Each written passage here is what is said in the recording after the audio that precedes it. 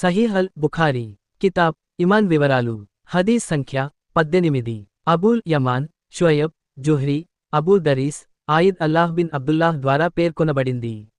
ఔబాదా bin Samit రదియల్లాహు అన్హు Badr యుద్ధంలో పాల్గొన్నవారు మరియు అక్బా రాత్రిలో ఒక నాయకుడు నఖీబ్ అయిన వారు ఇలా తెలిపారు.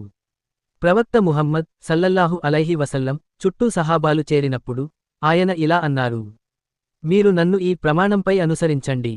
మీరు అల్లాహ్కు భాగస్వామిని పెట్టకూడదు. మీరు దొంగతనం చేయకూడదు. మీరు జినా అనైతిక సంబంధాలు చేయకూడదు. మీరు మీ పిల్లలను హత్య చేయకూడదు.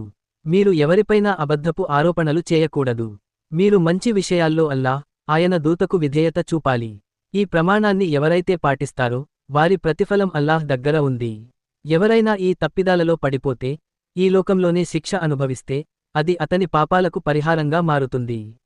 ఎవరైనా ఈ తప్పులను చేసి అల్లాహ్ ఆయన పాపాలను గోప్యంగా ఉంచితే అల్లాహ్ ఆయనను క్షమించవచ్చు లేదా శిక్షించవచ్చు. అంతటి సహాబా అందరూ ప్రవక్త సల్లల్లాహు అలైహి వసల్లం వద్ద ఈ ప్రమాణం చేశారు.